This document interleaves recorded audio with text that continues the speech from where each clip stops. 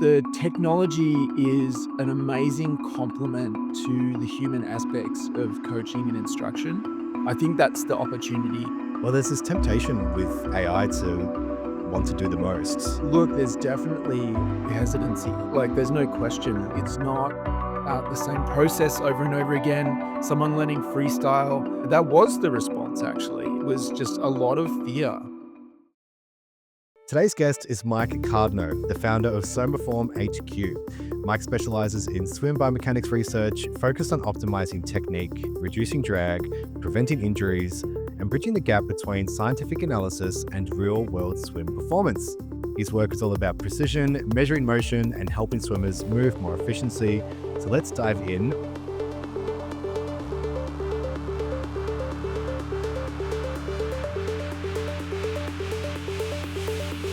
Mike, welcome to ROI from AI. Thank you, Brad. Great to be here. My pleasure. This is quite a niche field, I would say. So, what first drew you into swim biomechanics? Was there a particular moment or a challenge, or is it something within you? How did it all start? Yeah, look, I think like a lot of these startups, it's many, many things, but I'm a swimmer since a very, very early age. And I continue to compete in the masters swimming world. So I think that had a lot to do with it. But honestly, I think it was kind of separate from swimming in a way. It was just fundamentally wanting to be able to move better in my life. And I've always seen swimming as a key contributor to better movement in my own life, and I think most people who swim would agree with that. So yeah, I'd had some issues with like middle back and mobility. So I think those are sort of the main drivers, really just wanting to live a more mobile life. And then I just saw swimming as naturally, because of my history with it, the pathway to that. Yeah. So, for those that aren't super familiar, like myself, I have swam before, but what is the basis of swim biomechanics? Are you looking at stroke and technique, breathing? What goes into that whole field? Yeah, look, there's so much. And I think, again, this is one of those things that I really had to narrow and refine in my journey with Somaform. I started quite broad, actually. I was looking at three different sports that I wanted to enhance users' mobility through my project. And that was snowboarding, surfing, and swimming. And I quickly found out that was just way, way too broad. And so I narrowed it down to swimming because it's the thing that I do spend the most time on. I do coach on the weekends for a club here in Melbourne, a very successful one. I do instruction and I do some lead work on the pool deck. With swimming, I think there's so many starting points. There's both mind and body aspects, which I think are really key. And if I narrow it down even further to learn to swim, which is where I'm focused right now with Somaform, there are things going on in our heads that prevent our body from moving. There are things going on in our body that contribute to fear. Um, I think one of the best examples I could give is when a new student gets into the water, I think, and they haven't learned to swim yet. Like, they're really at that junior age, and this could be an adult as well. It doesn't have to be a child, of course. Is this fear of being able to not being able to right yourself in the water to get yourself back to a position of safety. Um, that's one that I continually come back to. So, what is the position of the body in the water, and how can we change that position when we need to, right? So, we have this kind of competition with ourselves. We have only a certain amount of oxygen, and we need to always be thinking about where can we get where we need to go efficiently, and how can we position our body to do that. Yeah, that's so true. Combining something psychological with something physiological. And it's one of those sports where there is that safety element, especially open water swimming. And the technology, I'm sure, has been quite antiquated for decades and decades. So, what technology or tools are you using in your research? Is it motion capture, sensors, timings? How does technology intersect? Yeah, so I've used all those things that you mentioned, and I think the sensors have really kind of stood out for swimming and particularly learn to swim. just because of the difficulty of having cameras, always at the ready. There's technical aspects to that. There's also privacy aspects to that. Sensors have really stood out. But what I would say is the technology is an amazing complement to the human aspects of coaching and instruction. I think that's the opportunity, is finding the right mix of use of technology, sensor technology, analysis with AI, and just really leveraging that at the right moments. And I think there's just so much uncharted territory there when it comes to doing that. I think there's this big assumption when you're looking at AI, it's like you go all in, you automate everything, and there's nothing to do. And so, on the one hand, I think that creates a lot of fear. On the other hand, I just think it's not true and it's not the right solution.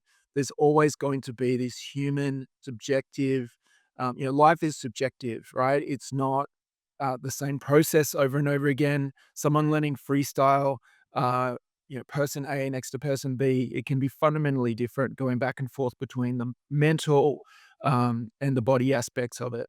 Well, I want to touch on the AI component specifically because the technology I think is really exciting, and we're going to start to see a bigger integration between technology and humanity. So, what are the particular AI components as part of SomaForm that are helping your clients? Yeah, look, just in every aspect, right? So I think this is the key. If I go back to the technique of swimming, right? And then there's this one fundamental technique of bringing your knees up to your chest or your tummy, and this will right you right side up in the water, no matter where you are, right? More or less, right? So bringing your knees to your chest, it changes your center of gravity. The way that AI is helping SomaForm is that at any moment, that's my knees to my chest. I can always go to AI to get at least right side up, right? So whether that's design, whether it's code, whether it's just saying, today I don't want to deal with anything. I don't want to deal with sensors. I just want to go for a swim, but I'm reluctant. And I can use AI as a prompt immediately, right? I don't really need any planning. I can just jump in and go, what should I do today? This is how I feel, right? Like anyone today can go do that with any workout they want to go do, right? They obviously need a little bit of background and judgment. You don't want to totally rely on the answer you get, but that's really where I see AI. So it can do the long term planning. It can help me work through a project. It can help me with blocks of code. Um, but it's sort of always there as a mirror that we need to use with a bit of judgment always. But that's where I see it being so key. And then from there it breaks out into a whole bunch of areas. Myself, I've been a customer facing, software career veteran.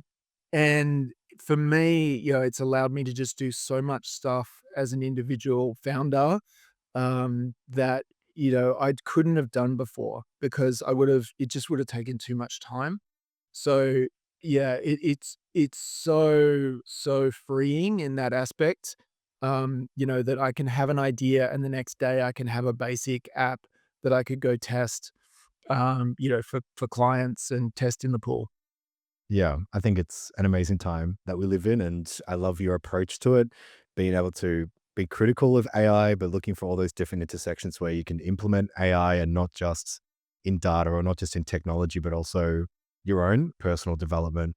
But one thing I'd love to talk about with your particular sort of work and all the scientific data that you must collect, how do you then translate all this data into actionable feedback for your clients? Because I could imagine maybe there's this bit of this transference of information that's going from something technological to then, accessible language. Yeah, yeah.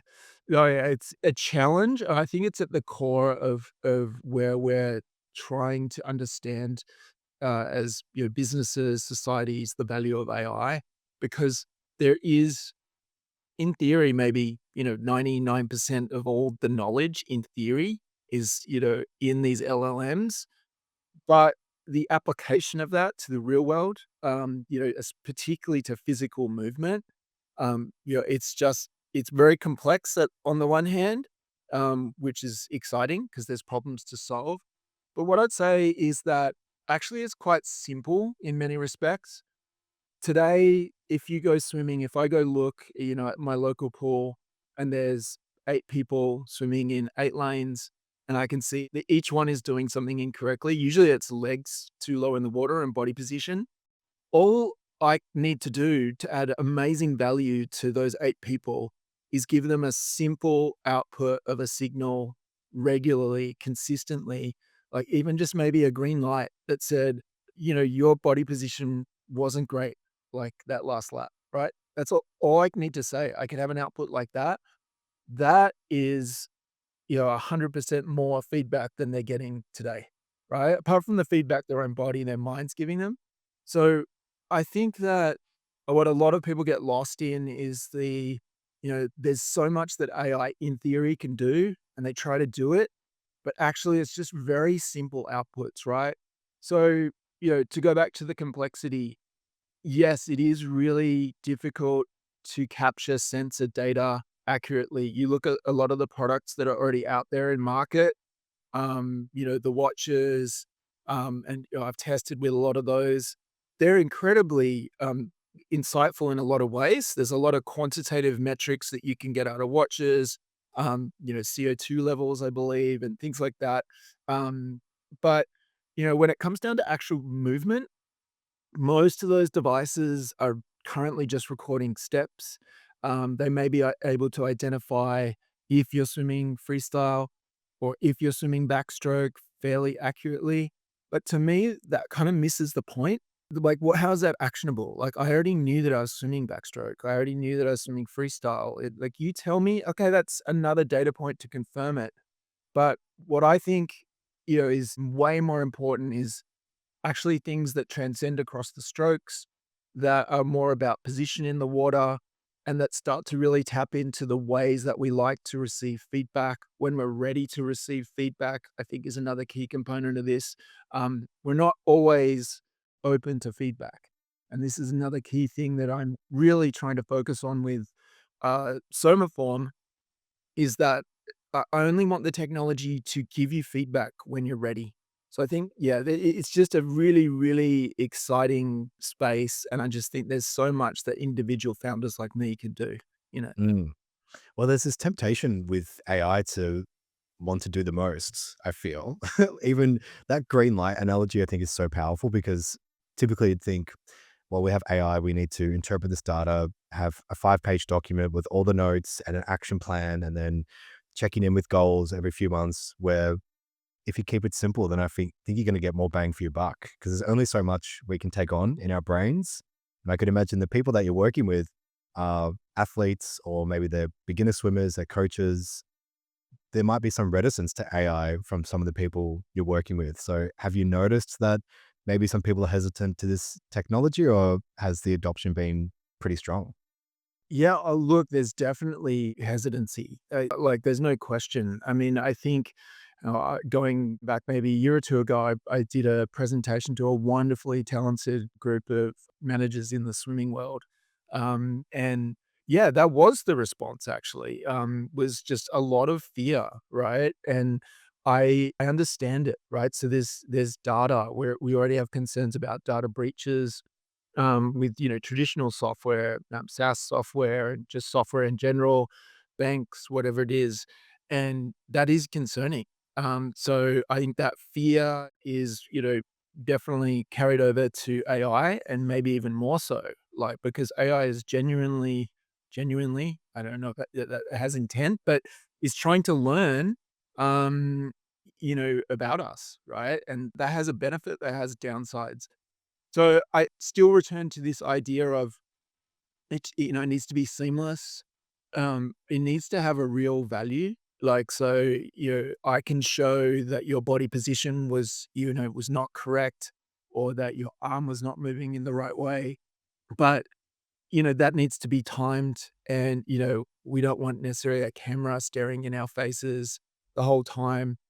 Going back to my uni days, like I know that just putting a technology object into the space, right? It changes, right? It's like that whole principle in physics, right? It changes the experiment. It's different than if the camera were not there. right? There's the mental aspect of it, which then feeds into the physical aspect. So I think all those things need to be taken into account, but my answer is still yes, like to AI. It's not don't do it, right? We still are in control and we still have the judgment, to use it when it's best and, work on these things, right? History is full of introduction of new ideas that took us in different directions. Just because we are scared doesn't mean the ultimate outcome is going to be a bad one, right? We just need to be stewards of the value that we want out of it. Mm. And what about people that are not reticent and they're curious about this sort of technology? What's your advice to people in your field that want to start incorporating biomechanical feedback into their work, but they're not really sure where to start? I come from sales, right? What's the essential problem? Like, what's the value proposition that you're seeking? So it doesn't really start with the technology. It starts with what are you trying to solve? And so I think the big thing for me with SomaForm is risk, right? So that's across business, that's across the actual in the moment of swimming. There are some dangers with swimming, right? And being around water until we're competent, right? And then it becomes this whole amazing world that we get to explore. So I think starting with that, be really, really clear on the problem that you want to solve. And then comes the technology. Now, it is interesting because I have a counter argument to that as well, which is do tinker as well, because a little bit of tinkering helps you get to those answers, right? So I talked earlier about how AI is just this thing that helps me get right set up. It helps me get a direction, even though it's not necessarily pinpoint until I work with it to get to the pinpoint direction. So I think use it to do little experiments, right? Don't commit to something big and back and forth. A little bit of AI as a mirror, come back to the business. Do I see a little result there? And of course, you can use all the principles that still I would support of, project management and just general change in business. Don't try to do too much at once. Yeah, I agree. You've inspired me to get up and do some stretches. I'm going to swim this summer. It's really on my list. I need to start swimming because it's so good for your body. I injured my back really bad like 10 years ago and did a lot of water therapy and a lot of swimming. And as you get older, mobility is so important. So you've actually reminded me that I need to do some stretches. But Mike, thank you so much for all your knowledge. I'm so excited to see where you take Summer Form. And thank you for joining me on RI from AI.